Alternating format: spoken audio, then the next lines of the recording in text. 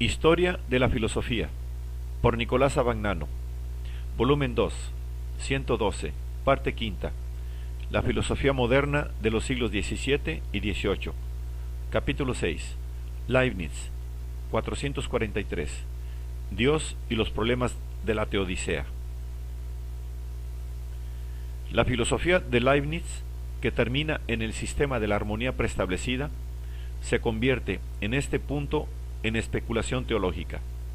Y en esta especulación, Leibniz recoge los temas tradicionales de la teología, comenzando por las pruebas de la existencia de Dios que elabora a su manera, y terminando con un tratado de los problemas inherentes a toda teología, los problemas de la libertad y de la predeterminación, y el problema del mal. En primer lugar, Leibniz presenta una de las pruebas tradicionales de la existencia de Dios, prueba que él define a posteriori. Es la tercera entre las aducidas por Santo Tomás de Aquino en la Suma Teológica, y precisamente la que está tomada de la relación entre lo posible y lo necesario. Leibniz formula esta prueba recurriendo al principio de razón suficiente. Dios, dice, es la primera razón de las cosas, ya que las cosas limitadas, como son todas las que vemos y experimentamos, son contingentes y no tienen en sí nada que haga necesaria su existencia. Es menester, pues, buscar la razón de la existencia del mundo, y es menester buscarla en la sustancia que posee en sí misma la razón de su existencia, y que por esto es necesaria y eterna. Si sólo existe un mundo entre todos los innumerables mundos igualmente posibles, y todos con una opción a la existencia, la razón suficiente del mismo no puede ser más que un entendimiento que tiene las ideas de todos los mundos posibles, y una voluntad que escoge uno de ellos, es decir, el entendimiento y la voluntad de Dios. El poder de la sustancia divina hace, además, eficaz su voluntad. Dios es, por tanto, al mismo tiempo, la razón suficiente del mundo, que existe de hecho, y la razón suficiente de todos los demás mundos posibles. Aún las puras posibilidades deben, en alguna manera, fundarse en algo real o actual. Se fundan en la existencia del ser necesario, cuya esencia implica la existencia, o a la cual le basta ser posible para ser actual.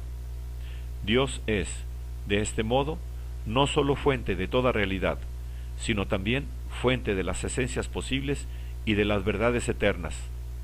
Sin embargo, estas últimas no dependen de la voluntad divina, como Descartes había sostenido, sino únicamente del entendimiento divino del cual son objeto interno.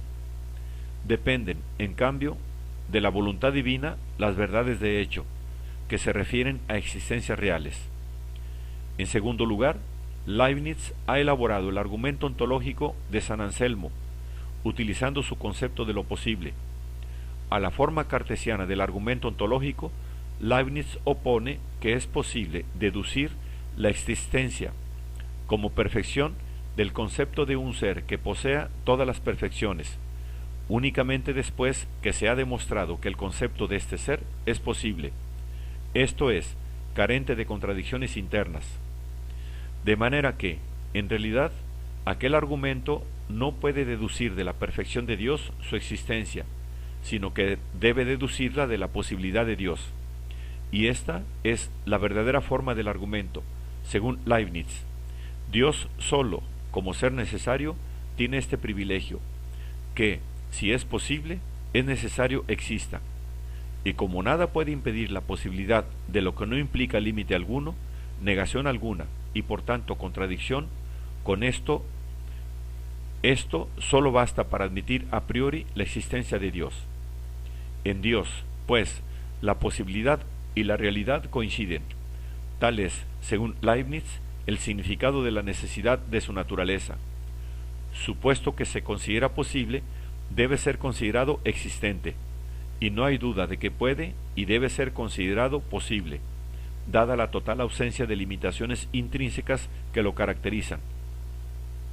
Los problemas de la teodicea los considera Leibniz a la luz de aquellas a la luz de aquella regla de lo mejor que él considera como la norma fundamental de la acción divina y por tanto del orden del mundo.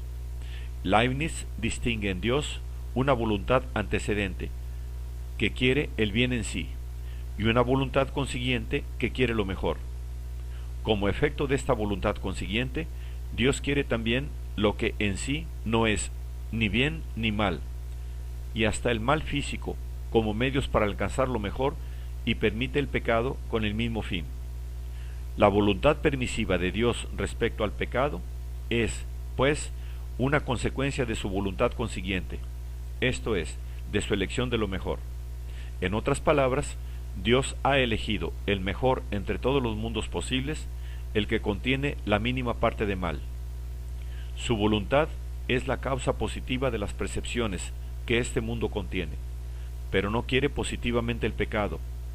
Desde el momento en que el pecado forma parte del orden del mundo, lo permite, pero esta voluntad permisiva no lo hace responsable de él. Se ha visto ya que Leibniz no cree que la predeterminación divina y la presciencia, que es condición de ella, anulen la libertad humana. Las pruebas tradicionales que repite a este propósito reciben nuevos matices solo en virtud del principio fundamental que inspira toda su doctrina, el de que el orden del universo es contingente y libre, creado por un acto libre de la divinidad. El orden del universo se conserva y desarrolla por la libertad de las mónadas, y sobre todo de las mónadas espirituales en las cuales se refleja mejor y se reconoce la sustancia divina. El principio de razón suficiente, sobre el cual se funda el orden del mundo, conduce a Leibniz a ver este orden orientado según lo mejor, que es el fin de la voluntad divina y de la humana. La predeterminación divina, actuando por medio de la voluntad que tiende a lo mejor, no es, por tanto, necesitante, sino inclinante, y la elección de lo mejor por parte de las criaturas sigue siendo libre y responsable. Son, sin duda, reales las dificultades que Bayle, Hakelot y otros contemporáneos, y después innumerables críticos, han encontrado en la teología de Leibniz. Pero la teología, si bien es el punto de llegada de la especulación de Leibniz, no es toda su filosofía, e indudablemente el principio inspirador de su filosofía, como de toda su obra política, histórica, jurídica y de toda su vida, es la libertad del orden universal. Leibniz intentó justificar, en su filosofía, la posición que él tomó constantemente frente a los problemas de toda clase que tuvo que afrontar en el curso de su vida, la actitud del que quiere promover y fundar en el mundo humano y reconocer en todo el universo una armonía de actividades que libremente se encuentran, se limitan y acaban por hallar su pacífica coordinación.